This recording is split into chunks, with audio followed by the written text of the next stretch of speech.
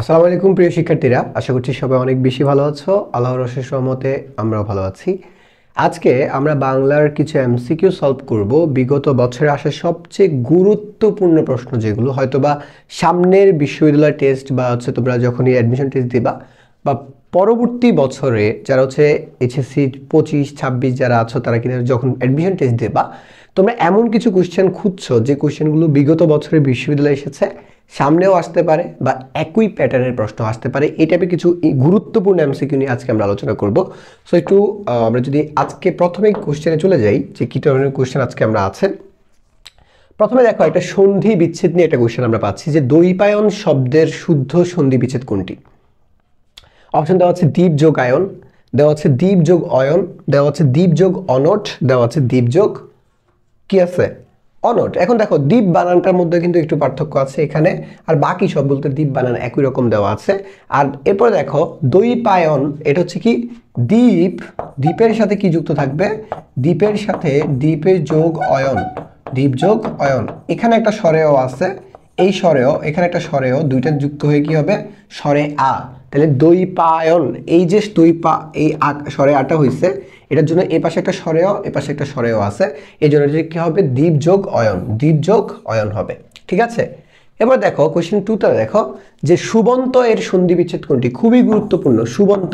আমরা যখন পড়াইছিলাম বা আমরা যখন এর আগেও সন্ধি বা এই টাইপের ক্লাস নিয়েছিলাম, আমরা বলছি যদি প থাকে, যদি ব থাকে আমরা সেখানে প বসাই, গ থাকলে আমরা ক বসাই, আমরা যদি বর্গীয় জ থাকে আমরা চ বসাই। হ্যাঁ, মানে হচ্ছে তৃতীয় বর্গের, প্রতি বর্গের তৃতীয় বর্ণটা থাকলে আমরা প্রথম বর্ণটা বসাই। তো এখানে আছে তৃতীয় বর্ণ ব, প ফ ব, 3 নম্বর বর্ণ না, প ফ ব। ঠিক 3 নম্বর বর্ণ থাকলে আমরা কোন নাম্বার বর্ণ বসাবো, 1 নাম্বারটা। 1 নাম্বার হচ্ছে প। দেখো প ফ ব, 3 নম্বর বর্ণ থাকলে আমরা বসাবো 1 নাম্বার। তাহলে দেখো সুবন্ত থাকলে আমরা কি বসাবো, সুপ যোগ অন্ত, সুপ যোগ অন্ত। তাহলে কোথায় সুপ যোগ অন্ত আছে, কোথায় আছে খেয়াল করো, সুপ যোগ অন্ত কোথায় আছে, সুপ যোগ অন্ত, সুপন্ত। এই যে দেখো সুপ যোগ অন্ত, এটা হবে অ্যান্সার, এটা অ্যান্সার হবে সুপ যোগ অন্ত। ঠিক আছে, এরপর দেখো কোয়েশ্চেন 3তে আছে কথামৃত শব্দের সন্ধি বিচ্ছেদ কোনটি। কথামৃত, এখানে কথামৃত বলতে কথা অমৃত ওয়ার্ডটা তোমরা আগে পড়েছো। কথা অমৃত, কথার সাথে কি যুক্ত আছে, মানে যার কথা শুনতে খুব ভালো লাগে। হ্যাঁ, কথা খুব সুন্দর কথা বলে, সুন্দরভাবে কথা বলে, সুন্দরভাবে বুঝাতে পারে। কথা অমৃত, কথা অমৃত, এই বিষয়টাকে কথামৃত হিসেবে বলা হচ্ছে। তাহলে এখানে দেখো কথমৃত দেওয়া আছে, অমৃত দেওয়া আছে, এটা হবে না। কথামৃত, কথা কি মৃত এমন কিছু না, মৃত ব্যক্তির কথা এরকম কিছু না। আবার হচ্ছে কথমৃত দেওয়া আছে, কিন্তু মূল অ্যান্সার কি হবে কথা অমৃত, কথা যোগ অমৃত, কথা যোগ অমৃত হবে। ঠিক আছে, কোশ্চেন 4টা দেখো জৈনিক শব্দটির সন্ধি বিচ্ছেদ কি হবে। এখানে তুমি যদি ভাঙো, আমরা যদি ওই ক্যাটটাকে আমরা উঠাই ফেলি, আমরা এই পাশে লিখতে পারি জ, এই পাশে লিখতে পারি নক, মানে এক লিখতে পারি, তাই না। তো তুমি যদি জাস্ট এই পাশে খেয়াল করো, এই পাশে লিখছো জন, এই পাশে লিখলা ক, শুধুমাত্র ক লিখতে পারতেছো। এখন আমাদের কি করতে হবে, এ পাশে হয় স্বরে অ অথবা কি দিতে হবে, স্বরে আ টাইপের কিছু দিতে হবে। তা আমরা যদি লিখি জনা, লিখলে কি অ্যান্সার হবে, জনা মিলে না। আমরা যদি লিখি জন, জন শব্দের অর্থ আছে, আমরা যখন বলি একজন দুইজন, তখন আমরা জন শব্দটা ব্যবহার করি। তাহলে এখানে যদি স্বরে অ অথবা আ যুক্ত করি, জন লিখলে কি হচ্ছে অ্যান্সার হয়ে যাচ্ছে। তাহলে এখানে আমাদের কি যুক্ত করতে হবে, হয় এ দিতে হবে, নাইলে ওই ক্যাট দিতে হবে, ওই দিতে হবে। এখন আমরা যদি ওই দেই, আমরা যদি এ দেই, হয় এক, জন যোগ এক জনৈক, জন যোগ এক কি হয় জনৈক। কিন্তু আমরা যদি লিখি জন যোগ ঐক, ওই দিলে কি অ্যান্সার হবে, ওই দিলে অ্যান্সার হয় না। এই জন্য আমাদেরকে কি করতে হবে, এই ওইটা কেটে দিতে হবে, এই ওইটা কেটে দিতে হবে। আমাদেরকে এখানে কি ব্যবহার করতে হবে, এক, জন যোগ এক। তাহলে জন যোগ এক কোথায় আছে, দেখো জন যোগ ইক আছে, এটা হবে, হবে না। জন যোগ এক একটা আছে, জন উইক একটা আছে, এটাও হবে না। জন ইক একটা আছে, এটাও হবে না। তাহলে অ্যান্সার কি হবে, জন যোগ এক। যদি এটা অ্যান্সার এখানে দেওয়া আছে, এটা অ্যান্সার হবে কি খ নাম্বার, জন যোগ এক, জন এক, জন যোগ এক। ঠিক আছে, এরপরে দেখো কোশ্চেন 5-এ যে ষড়ঋতু শব্দের সন্ধি বিচ্ছেদ। আরেকটু আগে তোমাদেরকে যখন সুবন্ত পড়াইছি, সুপ যোগ অন্ত, সুবন্ত, তাই না, সেখানে বলছিলাম তৃতীয় বর্ণটা থাকলে কি বসাবো আমরা, প্রথম বর্ণটা বসাবো নি।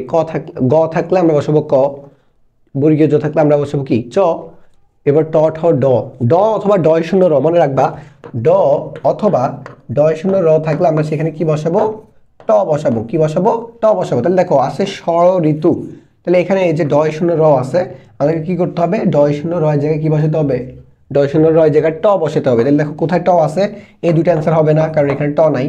এখানে হয় এটা হবে, নাহলে এটা। তাহলে কোনটা অ্যান্সার হবে, এটা অ্যান্সার হবে। কারণ কি, শট যোগ ঋতু, এই যে ট দেওয়ার কারণে এখানে অ্যান্সার হয়ে যাবে। অবশ্যই নিচে হস চিহ্ন থাকবে, কারণ এটা কি ব্যঞ্জন সন্ধি। ব্যঞ্জন সন্ধি দেখলে আমাদেরকে কি চিহ্ন বসাতে হয়, হস চিহ্ন দিতে হয়, তাই না? তাহলে কি হবে, শট যোগ ঋতু, শট ঋতু, শট ঋতু, এটার অ্যান্সার কি হবে, ষড় ঋতু, ষড় ঋতু। বাংলাদেশ একটি ষড় ঋতুর দেশ আমরা যখন বলি, তাহলে ড অথবা ডয় শূন্য র থাকলে আমরা সন্ধি বিচ্ছেদের ক্ষেত্রে সেখানে কি ব্যবহার করব, ট ব্যবহার করব। এবার দেখো 6 নাম্বার, রক্তকরবী কোন ধরনের রচনা? রক্তকরবী কার লেখা? রক্তকরবী হচ্ছে রবীন্দ্রনাথের লেখা। এটা এক ধরনের নাটক, এটা একটা নাটক। রক্তকরবী একটা নাটকের কথা বলা হচ্ছে। রক্তকরবী রবীন্দ্রনাথের একটা নাটক। দেখো পরীক্ষায় আসে কি জানো, পরীক্ষায় আসে যে তোমাদের রবীন্দ্রনাথের নাটক কোনটা, উপন্যাস কোনটা, কাব্যগ্রন্থ কোনটা, গল্পগ্রন্থ কোনটা, বইয়ের নাম আসতে পারে যে এটা কি উপন্যাস নাকি নাটক নাকি গল্পগ্রন্থ নাকি অন্য কিছু। তখন তুমি যদি এক্স্যাক্টলি না জানো সেক্ষেত্রে কিন্তু অ্যান্সার কি করবা, ভুল করে ফেলবা। সো রক্তকরবী কি হবে, রক্তকরবী একটা নাটক। কোশ্চেন 7টা দেখো, যে মুসলমানের গল্প নামক গল্পটি কে লিখেছেন? এটা মুসলমানের গল্প হচ্ছে রবীন্দ্রনাথ ঠাকুর। তোমরা জানো যে এটার অ্যান্সার কি হবে, রবীন্দ্রনাথ ঠাকুর হবে। কিন্তু এই রবীন্দ্রনাথ ঠাকুরের ছোট গল্পের অনেকগুলো মানে সংগ্রহ আছে। এর মধ্যে প্রায় 95টার মতো ছোট গল্প নিয়ে তিনি একটা গল্প গুচ্ছ লেখেন। সেখানে তার সর্বশেষ ছোট গল্পটা হচ্ছে মুসলমানের গল্প, তাই না? এটা আমাদের কিন্তু বইতেও লেখা আছে যে মুসলমানের গল্প রবীন্দ্রনাথের সর্বশেষ ছোট গল্পের একটা। সো ওই ছোট গল্প, রবীন্দ্রনাথের যে ছোট গল্পের সমগ্র আছে বা ছোট গল্প গল্পগুচ্ছ একটা বই আছে, সেখানে প্রায় তার 95টা ছোট গল্প নিয়ে বলা আছে। এবং প্রত্যেকটা গল্প তুমি যখন অপরিচিত পড়েছো, ঠিক একই টাইপের গল্প। হ্যাঁ, একই টাইপ বলতে গল্পগুলো তোমার কাছে মনে হবে যে শেষ হলো না। হ্যাঁ, গল্পগুলো মনে হচ্ছে যে অনেক ইন্টারেস্টিং একটা মোমেন্ট, হুট করে গল্পটা শেষ। তো এই জন্য রবীন্দ্রনাথ যখন ছোট গল্পের সংজ্ঞা দিতে যান, তিনি বলেন যে শেষ হয়েও হইল না শেষ, শেষ হয়েও হইল না শেষ।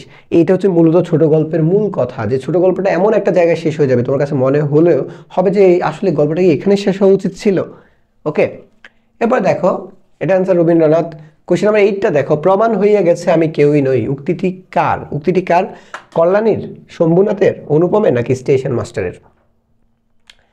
এটা আমরা জানি যে অপরিচিত গল্প থেকে নেওয়া হয়েছে, এবং সেখানে অনুপম যে ক্যারেক্টারটা, এটা অ্যান্সার হবে অনুপম। অনুপম কি করেছে? অনুপম হচ্ছে তার মামার উপর এতটা ডিপেন্ডেন্ট, তার পুরো ফ্যামিলি।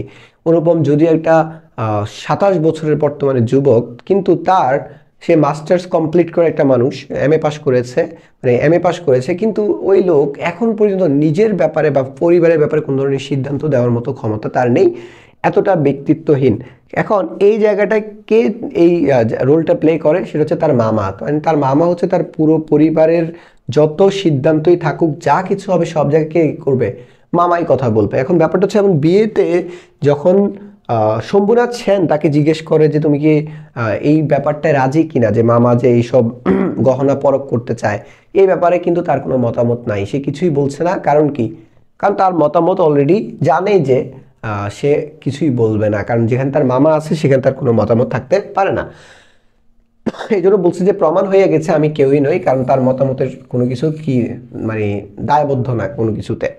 কোশ্চেন নাম্বার 9টা দেখো, অপরিচিত গল্পটি কার জবানিতে লেখা? দেওয়া আছে অনুপমের, শম্ভুনাথের, হরিশের নাকি বিনু দাদার। মানে এই অপরিচিত গল্পটা কে বর্ণনা করেছেন, কার জবানিতে লেখা?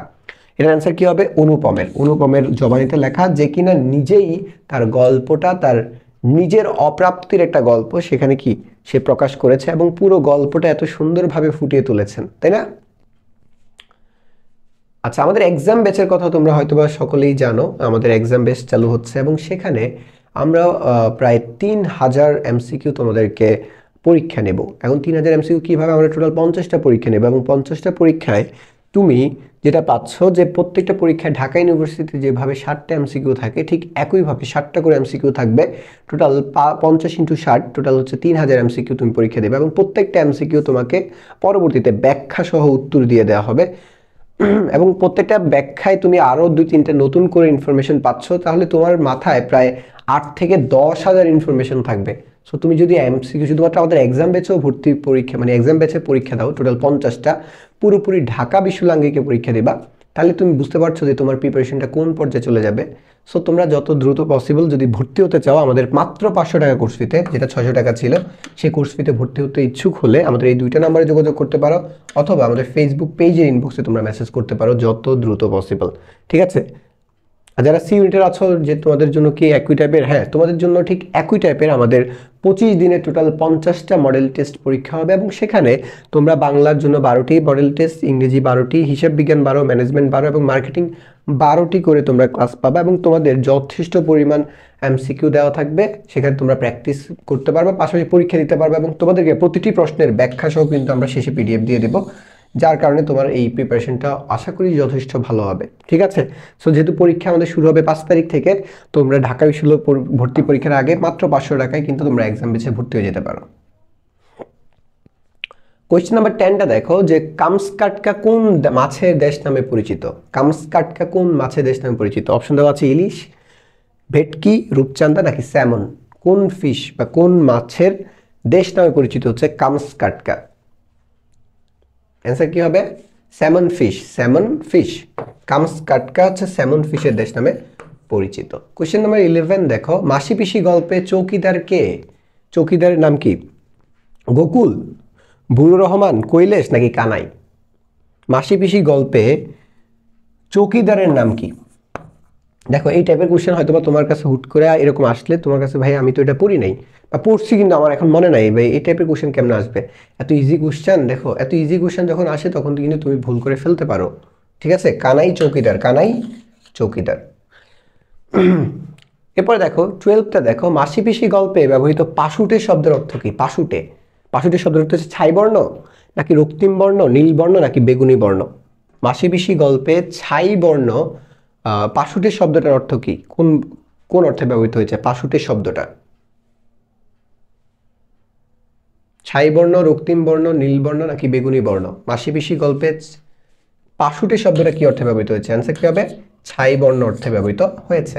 কোয়েশ্চেন 13 দেখো যে কোনটি আখতারুজ্জামান ইলিয়াসের গল্প গ্রন্থ নয়? তুমি আখতারুজ্জামান ইলিয়াসের এখানে প্রত্যেকটা বই কিন্তু আখতারুজ্জামান ইলিয়াসের লেখা, কিন্তু কোনটা তার গল্প গ্রন্থ নয় সেটা তোমাকে অ্যান্সার করতে হবে। সো তোমাকে জানতে হবে যে কোনটা আখতারুজ্জামান ইলিয়াসের গল্প গ্রন্থ নয়। একটা হচ্ছে অপশন দেওয়া আছে অন্য দেশে, অন্য ঘরে, অন্য স্বর, দেওয়া আছে জাল স্বপ্ন, স্বপ্নের জাল, জন্ম যদি তব বঙ্গে, দোজগের ওম। চাইলে 4টা অপশনই আমরা দেখতে পাচ্ছি, সবগুলোই আখতারুজ্জামান ইলিয়াসের লেখা, যে অন্য ঘরে, অন্য স্বর, জাল স্বপ্ন, স্বপ্নের জাল, জন্ম তবি তব বঙ্গে ও দোজগের ওম। তাহলে এখানে হচ্ছে আখতারুজ্জামান ইলিয়াসের গল্প গ্রন্থ নয়, হচ্ছে জন্ম যদি তব বঙ্গে। 14টা দেখো রেইনকোট গল্পে মিসক্রিয়েন্টরা কোন ছদ্মবেশে এসেছিল? ড্রাইভার নাকি পুলিশ নাকি কুলি নাকি পিয়ন? মিসক্রিয়েন্ট কারা? এখানে মিসক্রিয়েন্ট বলতে সাধারণত যাদেরকে বোঝানো হচ্ছে তারা হচ্ছে মুক্তিযোদ্ধাদেরকে বোঝানো হচ্ছে, যদিও মুক্তিযোদ্ধারা এখানে মিসক্রিয়েন্ট হিসেবে ব্যবহৃত হচ্ছে কারণ তখন তো পাকিস্তান রাষ্ট্র ছিল, এবং পাকিস্তানি এবং তাদের দোসররা মুক্তিযোদ্ধাদেরকে মিসক্রিয়েন্ট বা দুষ্কৃতিকারী ওয়ার্ডটা দিয়ে ব্যাখ্যা করতো, কিন্তু এখানে মিসক্রিয়েন্ট বলতে যাদের বোঝানো হচ্ছে তারা হচ্ছে আমাদের মুক্তিযোদ্ধাদেরকে বোঝানো হচ্ছে, আমাদের হিরোদেরকে। তাহলে এখানে তারা কিভাবে এসেছিল, কোন ছদ্মবেশে? তারা এসেছিল কুলি ছদ্মবেশে। 15টা দেখো প্রিন্সিপাল কবে স্কুল কলেজ থেকে শহীদ মিনার হটানোর জন্য আবেদন জানায়? প্রিন্সিপাল কবে স্কুল কলেজ থেকে শহীদ মিনার হটানোর জন্য আবেদন জানায়? যুদ্ধের শুরুতে, এপ্রিল মাসের শুরুতে, মাঝামাঝি নাকি জুন মাসের শেষে নাকি মার্চ মাসের শুরুতে? 25 তারিখে। প্রিন্সিপাল কবে স্কুল কলেজ থেকে শহীদ মিনার হটানোর জন্য বলে? প্রিন্সিপাল আফাজ তিনি কিন্তু কি বলেন যে স্কুল কলেজ থেকে শহীদ মিনার হটাও, এই জন্য পাকিস্তানিরা তার কথা শুনে কিন্তু পরবর্তী যখনই কোনো স্কুল বা কলেজে গিয়েছে তারা কিন্তু সেখানে সবার আগে শহীদ মিনারটা উপরে ফেলে দিয়েছে, তাই না? অ্যান্সার কি হবে? জুন মাসের শেষে, জুন মাসের শেষে। 16টা দেখো কিন্তু ড্যাশ ভেতরেও কি সুন্দর ওম, খালি ঘরে উপযুক্ত শব্দ কোনটি? মিলিটারির ঘরের ভেতর নাকি শীতের পোশাকের নাকি রেইনকোটের নাকি বাসের?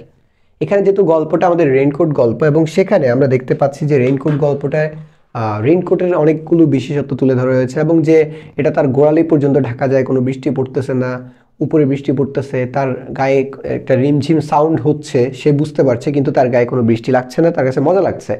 এখন এখানে হচ্ছে কিন্তু ভেতরেও, কিসের ভেতরেও, এখানে হচ্ছে রেইনকোটটা মূলত, রেইনকোটের ভেতরে যে একটা, যখন তোমরা রেইনকোট পরবা দেখবে যে বৃষ্টি উপরে পড়ছে ঠিকই কিন্তু ভেতরে কিন্তু কি তোমার কাছে দেখবে যে একটু গরম গরম লাগতেছে, কারণ রেইনকোটে ম্যাটেরিয়ালগুলো ভিতরে এমনভাবে দেওয়া থাকে সাধারণত, সেগুলো কি থাকে তোমার কাছে অত বেশি শীত লাগবে না, যেহেতু পানীয় ওয়াটার প্রুফও।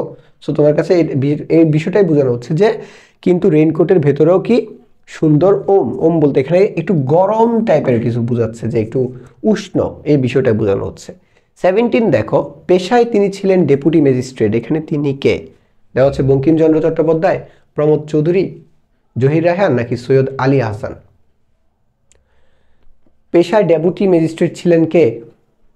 বঙ্কিমচন্দ্র চট্টোপাধ্যায়। বঙ্কিমচন্দ্র চট্টোপাধ্যায় একজন ডেপুটি ম্যাজিস্ট্রেট ছিলেন।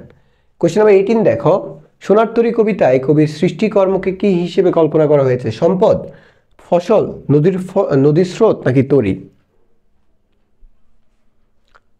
সৃষ্টি ধর্মকে কি হিসেবে কল্পনা করা হয়েছে? ফসল।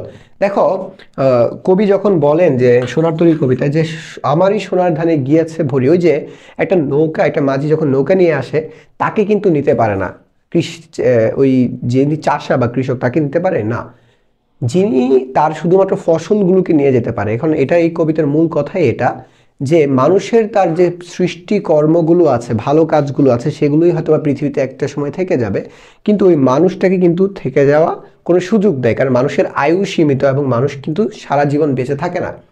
এই বিষয়টাকে কিন্তু এখানে হাইলাইট করা হচ্ছে যে সোনার তরী কবিতায় কবি সৃষ্টিকর্মকে কি হিসেবে কল্পনা করা হয়েছে? সৃষ্টিকর্মকে কল্পনা করা হয়েছে ফসল হিসেবে।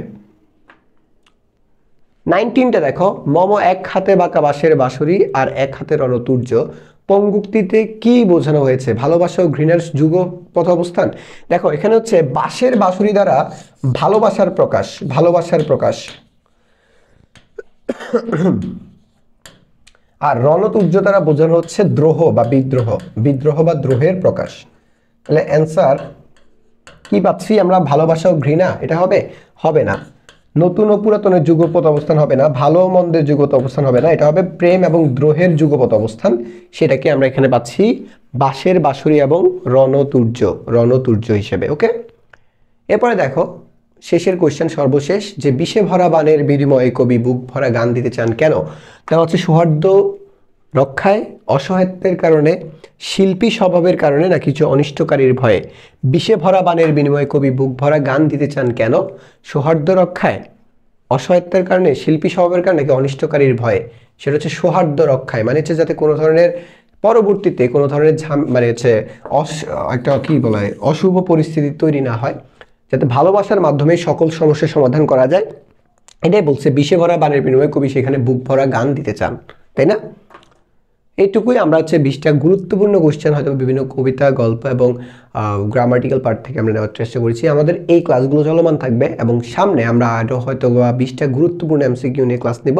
সো সবাই ভালো থাকবা, সুস্থ থাকবা। সবার পড়াশোনার করার জন্য আমি বলছি যে এই মুহূর্তে যেহেতু ঢাকা ইউনিভার্সিটির পরীক্ষা বেশি দিন তোমাদের হাতে নেই, তোমরা এখন থেকে একটু সিরিয়াস হও, এই সময়টা একটু কাজে লাগাও, ইনশাল্লাহ ভালো কিছু হবে। এবং কখনোই থেমে থাকা যাবে না, যে সময়টা আছে এই সময়টা তুমি যদি চেষ্টা করো ইনশাল্লাহ ভালো কিছু হবে। সো সবাই ভালো থাকো, সুস্থ থাকো, আল্লাহ হাফেজ।